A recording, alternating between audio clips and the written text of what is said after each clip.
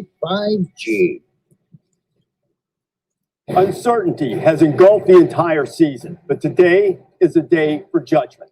Selection day for the college football playoff. Data and debate, metrics and merit, questions, circular logic, perhaps some exasperation, but also cornerstones of clarity. Alabama and Clemson, the definitive programs and rivals of the playoff era, certain to be ensconced at 1 and 2. They're going to be the other two spots.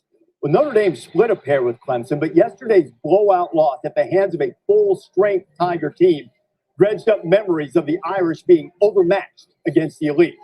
Ohio State looks the part, undefeated Big Ten champion, but the Buckeyes have played 3 fewer games than the other undefeated team in their own state, and their entire schedule is shorter than Texas A&M's current SEC winning streak, which started after a loss to number 1 Alabama. Y'all think at the 4th spot? Let me know. Aggies were completely overmatched. Look, all of these arguments are valid, but at some point, the selection committee has to make a decision. And that point is now to find out who's in.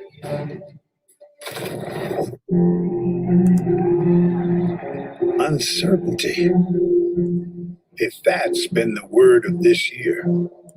The truth is, it's their word every year. Jason, off the drugs. Every season, every game, through promise and pain. For all they've fought against, to have this second in time to know how they rank and where they stand. It's why they've persevered and played, continued and competed. Conclusive and decisive. Brutal. Nobody want Ohio State in there, huh? Because they only played. We can't play this game and a half. Playoff. Something's wrong. To be the answer to the question, the proof to the doubt, the fact to the theory. The college football playoff. Who's in?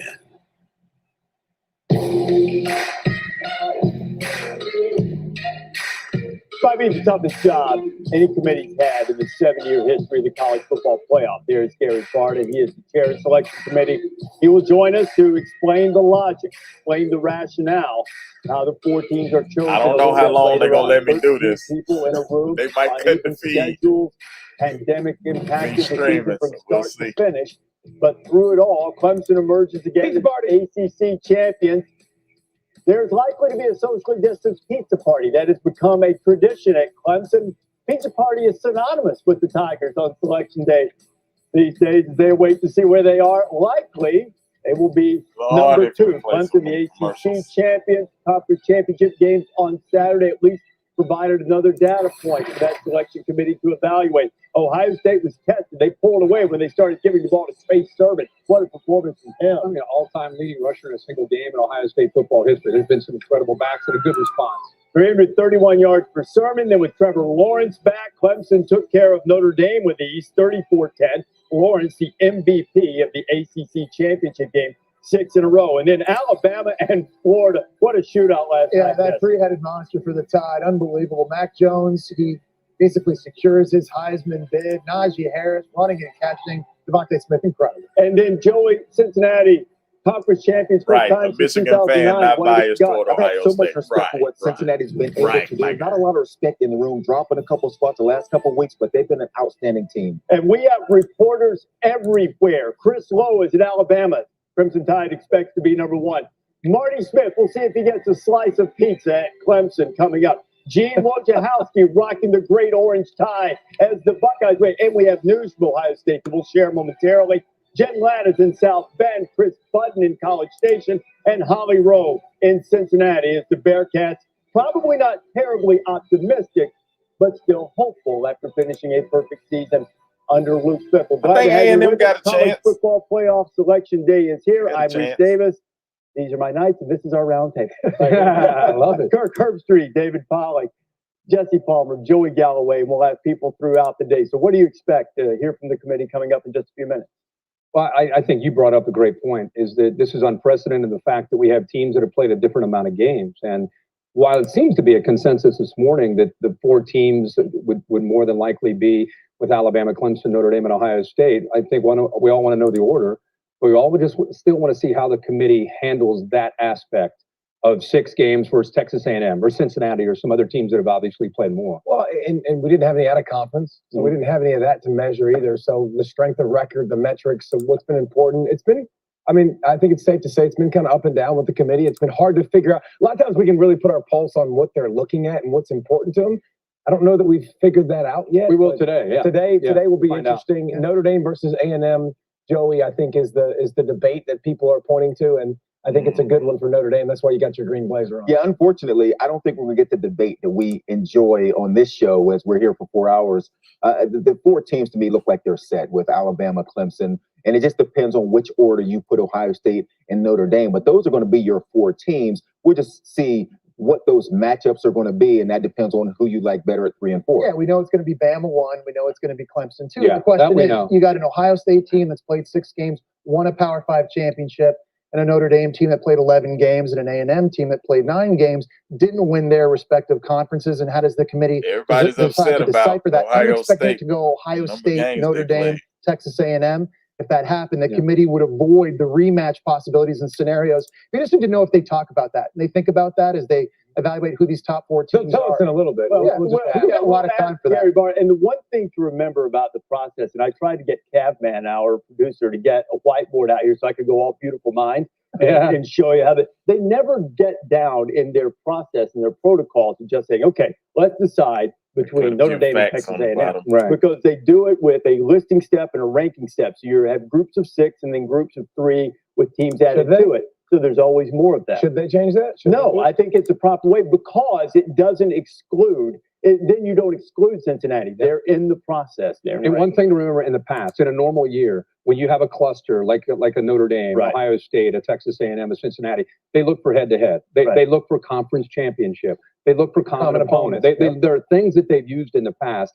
The only thing that really applies here with the cluster would be conference championship with Ohio State playing 6 games. Was that enough for them? And then with A&M and Notre Dame, you don't have the conference championship. Yeah, and then you got 2 teams that are 1 loss, non-champions, which they've had in the past to try to evaluate. But there's not a lot of precedent. They about to take on. Now, forever there with are this, 3 man. teams that Just we come believe on. have the best chances of getting in. Look, Alabama and Clemson are locks. We think that Ohio State, with that 6-0 record and the eye test and all of that, will probably get in. Let's start with Chris Lowe, who's in Tuscaloosa. Chris, Crimson Tide coming off that thrilling victory against Florida. Well, what are they expecting today?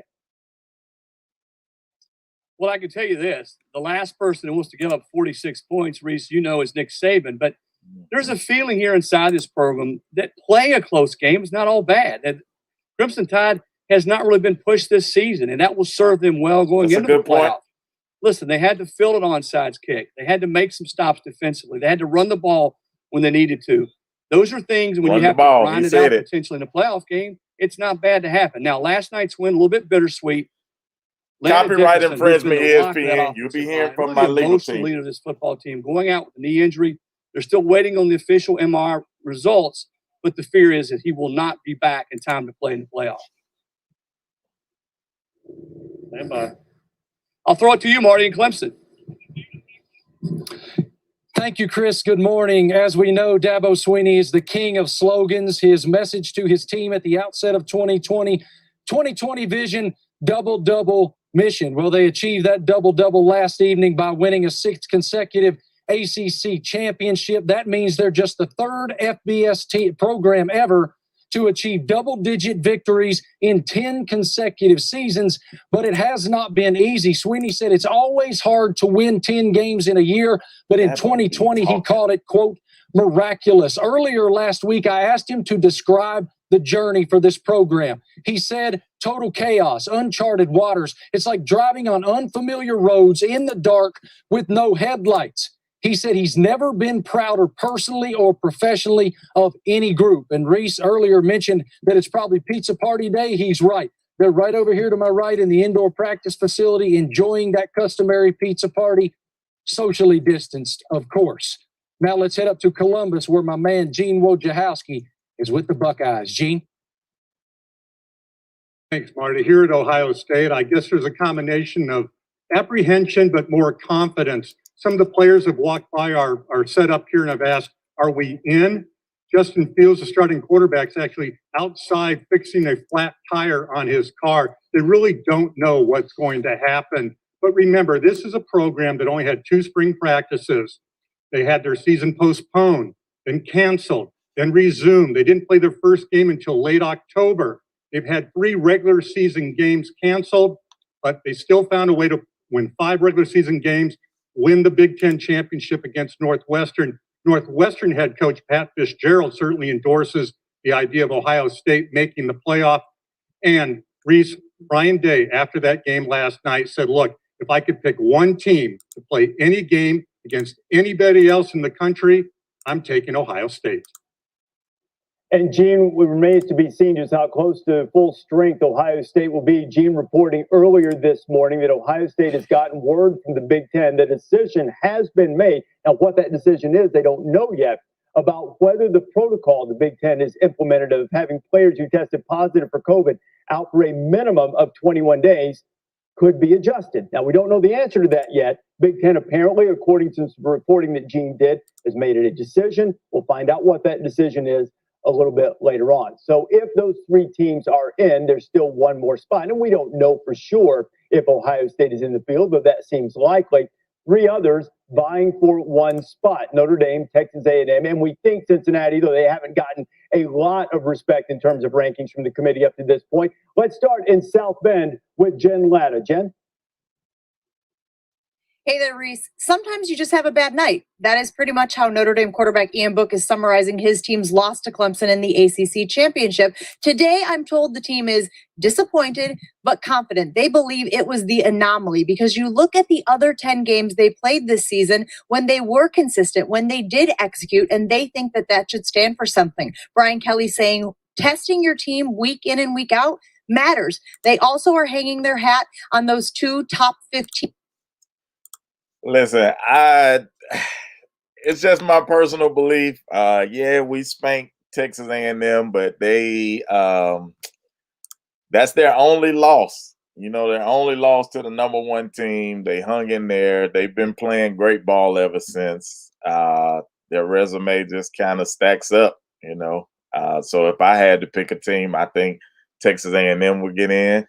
But I also think Ohio State is going to get in there. You know, they are Big Ten champs or whatever. So I think they're a good team. And I think because they haven't played a lot of games, I think the committee will probably want to see what they're going to do against, you know, the top tier teams. But they look like they could possibly be one of the top teams in the country. So we'll see. But that's why I made my prediction. But I think A&M is going to get in there. Let the campaign begin, telling them that, hey, they went 8-1 in an all SEC schedule. That only loss was back in early October against Alabama, back when they had a healthy Jalen Waddle.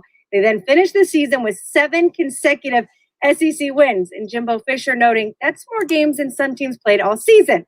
A slight edge to the Ohio State Buckeyes and their schedule. Now, things are very relaxed around here. The players are coming up to get treatment, a few shouting out their car window, "Are we in yet?" Kellen Mond told me he is feeling good about today. And they got an extra vote of confidence from athletic director Ross Bjork, who said this morning, "We hope to be in the top 4, and we expect that." Now let's head to Cincinnati with Holly Rowe. Uh-oh. Thank you. I'm here in Cincinnati, where the Bearcats have won 20 straight games in this stadium behind me. Last night, they took care of business to win their conference championship game in a blinding rainstorm in freezing temperatures. Luke Fickell told me after the game, "We deserve to be considered." They have done everything the committee has asked. They're undefeated at 9-0. They're a conference champion that the committee tells us is important. They also have 3 top 25 wins this season. Their quarterback, Desmond Ridder, told me after the game, tears in his eyes, "We have overcome so much adversity. We believe that we are a great football team." And guys, they are having a very quiet morning as well. They've had to COVID test this morning after being here till almost midnight last night. I have no They are idea. excited to see if they're in, but they're also Everybody very got a good realistic. case. No group of 5 team has ever made it into this playoff conversation but they believe they're deserving. The word they continue to say is we deserve to be considered. And if you really look at the stats, if you're looking at the eye test, guys, they are one of only 2 teams in the country to be in the top 20 in both scoring and total offense and defense. The other, Clemson, that's a pretty good eye test. And the Cincinnati Bearcats hope they will be fairly considered. Reese? Holly, it may well come down to the fact that because of the pandemic and the lack of inter-conference games and non-conference games, that Cincinnati wasn't able to prove it on the outside. And part of that is reflected by what you see in strength of schedule. The Bearcats ranking 77th. That's 10 spots below Ohio State, while Texas A&M and Notre Dame are both in the top 15 in the country. And all of these things are part of the mosaic that you put together a picture of these playoff contenders and try to make the best judgment you can. And once you put in the full body of work, then the full body of talk comes to play. It feels like election season all over again, doesn't it? Like all the politicians are standing up there and telling you what you need to know about their teams. And Y'all making this some is good why points. It would be really cool Making to some good expand the points in the playoffs and be comment, more for real. inclusive. But it is fun to watch teams. Listen, they're supposed to go to bat for their team, right? Like I'm supposed to believe that we've got a great shot to win this thing. We should be in. We deserve to be in. The kids love hearing that on their teams. I can promise you that, and they'll fight for that. But it is definitely politicking going on. Well, I think if you think about these teams that are trying to stand up for themselves, the coaches, of course, we hear that every year. I'm going to stand up for 2 teams that aren't on any of these graphics. That would be Georgia and Oklahoma. You know, I mean, I know we're focused on these other teams right now about, you know, their resumes. But if you want to just put teams right now at the end of the season on the field that you don't want to play, I don't know about you guys, but Georgia right now with JT Daniels, Oklahoma. So, I mean, we could expand this as far as you guys want to go. 8 would be great. 8 would be great. 12 would be great. I mean, if you give the top Peaking at the 4. right time. Huh? Peaking at the right time. Yeah. Yeah, no doubt. You know, I think the big discussion coming up here is going to be who's the 4. Is it Notre Dame or is it Texas A&M? And I think there's really interesting comparables for that committee to have to discuss through. Both have looked good from an eye test standpoint, balanced on both sides of the ball, Joey. Both have blowout losses against good teams. I think it's going to end up coming down to the resumes of those 2 teams. You'd think that gives Notre Dame the edge, and it'll be interesting to see what the committee comes up. Yeah, I would be stunned if it's not Notre Dame and Ohio State sitting in there at 3 and 4. Ohio State, I'm thinking the committee will put them at 3, and Notre Dame at number 4. Texas A&M had a terrific season, 7 straight wins. You look at their resume, the 1 win against Florida, terrific. All right, let me respond to some of these questions right quick before they get into it. Yeah, Brandon, strength of schedule should matter, but this year is very, very different. You got some conferences that haven't even played the full gamut of games, like Big Ten and the Pac-12. You got some D1 conferences that didn't play at all. They weren't Power 5, but they didn't play at all. So it's hard to gauge the strength of schedule this year, or it's just different. Let's see. Clemson is clearly the best team this year. That's subjective. Hold on. I think they're about to make an announcement. Hold on. Graphics operator named Zach, because he's putting in the rankings, and we're going to see them all together coming up. Gary Barta will answer some questions about it. We're going to show you the rankings and who's in college football playoff.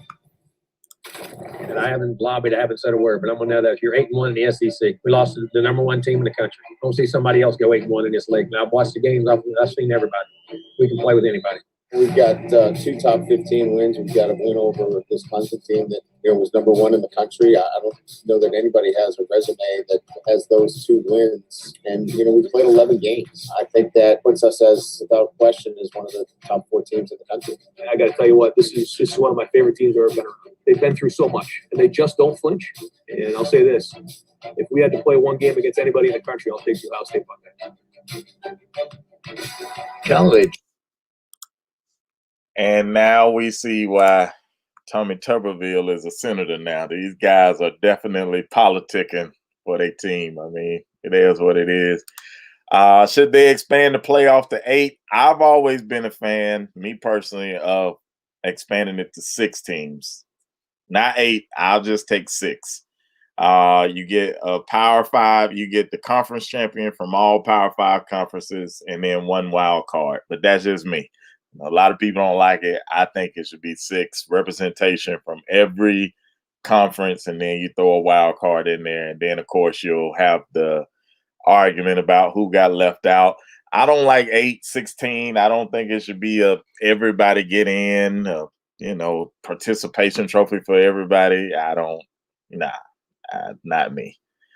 Send 3 Heisman trophies down to Bama. All right, actually, the new Vegas odds are released last night, and the top 3 Heisman candidates are from Alabama. So you got Mac Jones at 1, Devontae at 2, and Najee at 3. Those are the actual odds right now to win the Heisman. So we'll see.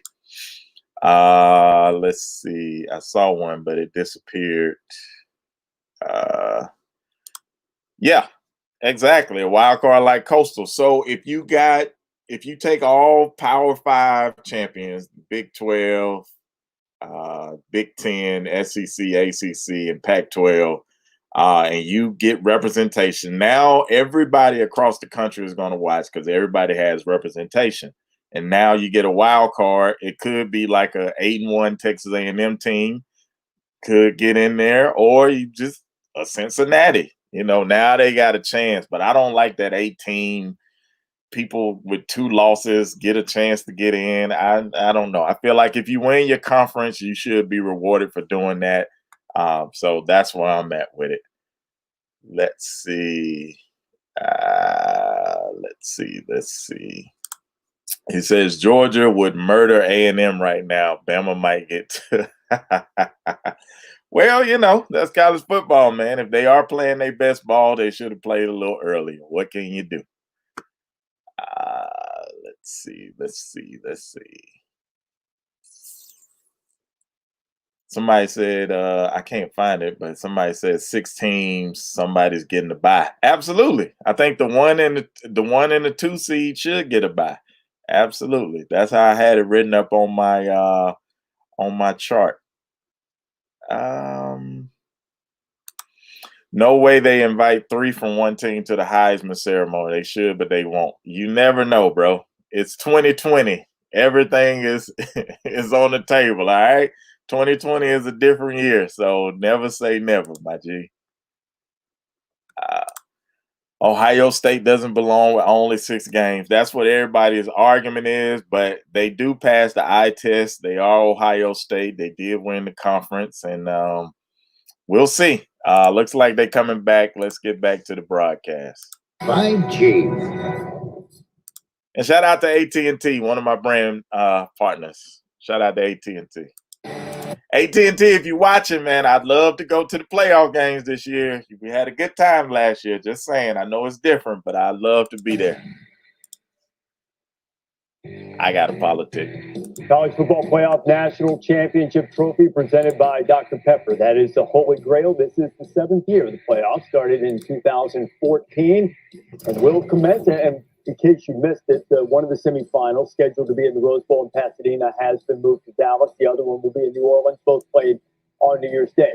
This is a college football playoff selection criteria. They rank the teams based on the committee members, 13 of them, evaluation of their performance on the field. That pretty much is self-evident. Some of the criteria: conference championships won, strength of schedule, head-to-head, comparison of results. Now, the criteria is only loosely binding. It's something they use in their total evaluation to rank these teams, with the object being the 4 best teams, not necessarily what has been termed most deserving, although in my judgment, if you're going to be best, there has to be a deserving component within the definition of best. So I'm told that we now have the rankings, at least the top of them in. Eventually, throughout our 4 hours together, we'll show you the entire top 25 and your 6 bowl matchups, but we have to start. I forgot we started at the top. I forgot. We start at the top let's today. Let's do it. Okay. We usually Tuesdays we On work our way up. Tuesdays, we count it up. This time we're You starting. can fill in 1 and 2. You just Well, you know what? Let's do that then. let's go. Top of the rankings, college football playoff selection show. The rankings presented by AT&T 5G. At number 1, I believe we're going to see Alabama. Every even-numbered year of the playoff, Alabama has started at number 1. They have not won the national championship in any of those years where they've started with the number 1 Good seed. nugget right out of the gate. Yeah. Full Morrison. At number 2, Alabama's won it twice. And who is number 2? Yes, we know. The Clemson Tigers, they've also won it a couple of times. Finished runner-up last year, losing in the national championship game to LSU. So there is no surprise. We could have done that before the season. We could have started. Perhaps, and let's see what the reaction is to the pizza party. Golf clap, stretch, golf clap, get a quick set. 6 straight college football playoffs. Here we go. Get some pizza. The top 2 teams, there have been 7 playoffs, and the top 2 have been in 6 of them. They missed different years. Clemson missed the first year. Alabama missed last year. So order has been restored. Now, are you going to 3 or are you going to 6? I'm going to 3. Oh, we're about to find out what's up right now. We're going to find out what's up right now. So at number 3, drama. Oh my goodness. I knew it. Ohio State. And the big number that you see, 11, 10, 6. One more But spot. it didn't hurt the Buckeyes. So the Buckeyes are in at 1, 2, 3, and for the second straight year, Clemson and Ohio State in a semifinal. And the way that game ended last year, some Yeah. controversy. There's going to be some hype and build up of obvious that aspect of it. But remember, because Ohio State was in the top 4 last week, you talked about it. They could win almost with a safety. It wouldn't have mattered. If they were going to move them, they would have moved them last week. And the fact that they won the Big Ten championship, I think everybody expected them to be where they are. And I think also, don't you think it was a product of the way Notre Dame lost? You know, if Notre Dame had lost. Yeah, competitive games are sitting at 3. Yeah, maybe. Maybe. You never know. Try to avoid the rematch. But Well, here we go. Have to answer that question. Right. Yeah. Right. No, we're not going to go to 4. We're going to do something. We're going to do something take some else. time right here. Yeah, we're going We're going to walk it off right now. Oh, yeah, you know. So look, I want to be clear about this because Ohio State fans, I don't know if you guys in particular are aware of this. Sometimes they get sensitive when you say that. Are you at all surprised with the 6 wins? They're really good. They can win the whole thing. They've only played 6 games. But is this justified to have number 2? Absolutely justified. This is a football team that from the very beginning, before they played a game, everyone thought they were a top 4 team, a top 5 team. They played one game, they're already up there in the AP rankings. Yeah. So the respect for this team has been there all along.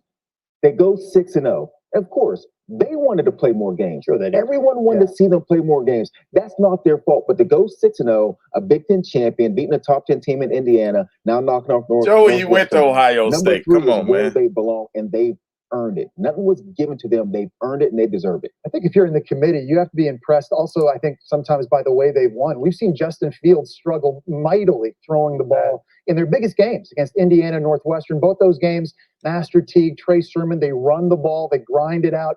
300 yards rushing against Indiana, 400 against Northwestern. They've had to win games shorthanded without their head coach, without offensive linemen, key players on defense. I think winning the conference championship, Reese, I think was the tiebreaker for them in the committee's eyes, moving them. I would just add, they haven't played their best game. They played a good half. They've not played 60 minutes yet. Now, I don't know if they're capable of with trying to build that continuity in the next, whatever it is, 10, 15 days to get ready to play their best game, but they've not played their best football yet. You know, and the other thing that we've mentioned with them, we'll find out what the Big Ten ruling is, how many of guys, and also some of it depends on when they tested positive, all of that. And now Ohio State's going to go into this thing by far freshest, and if they get some players back, healthiest team of the bunch, by virtue of the fact they've only played 6 games. So now we know 1, 2, 3. There's only one more spot for who's in. At number 4. Drama building. Drum roll. Notre Dame. Oh, my. Pretty much, yeah, nailed that. That's what we all expect. Alabama Wow. will play in a national semifinal. They Wow. prior to the playoff era to the national championship at the end of the 2012 season. And part of the performances like that is why people were questioning Notre Dame, not through the season, but after yesterday. And they're going to hear about how bad they are OMG. all the way up to this game, and it'll provide motivation. The question will be, will this be enough to be able to kind of level the playing field? To me, it's not how bad they are. It's just how bad they are relative to how good Alabama is. No, I'm just talking about the game that they played. And I'm not saying they're bad at all. I'm saying they're going to hear that, and it's going to definitely, you know how it is in college football. You get motivated. Coaches love this position right here. Oh, my If God. you're a team, like Ohio State and Notre Dame are the winners here when it comes to that. where it's like, hey, call us the underdogs, run the other bus. Dabo always use that. These coaches love being in this position. We just come off of a bad loss. People are doubting us after the season we had. They will be motivated.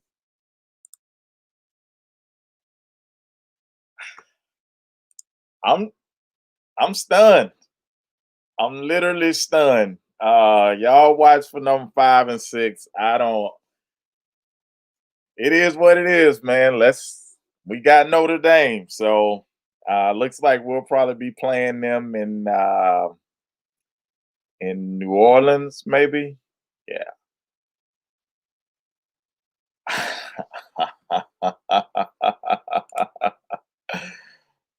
Wow. Okay. Wow. A&M got left out. I'm gonna be honest, man. I do not think Notre Dame has the offense to hang with Bama, but I'm not saying their defense is pretty good, but wow. Wow. Okay. All right, cool, man. Thank y'all for tuning in to my little watch party. We know now. But you say that, and Jimbo's Then, going to look at you and wow. say, Ohio State's strength of schedule 67, but they Wow. I'm finna log off. I gotta upload the video for the week, man. But y'all, this was cool, man. We'll have to do this again. This is crazy. I did not think Notre Dame was gonna get in there after losing to Clemson like that. Think about this, y'all. They said we'd rather have basically 2 ACC teams instead of 2 SEC teams. And if you look at the way Notre Dame lost versus Clemson versus how Texas A&M lost to Alabama, I don't know, man. They went with 2 ACC teams over 2 SEC teams. And then Cincinnati didn't even get in there. Wow. That's all I can say. Wow.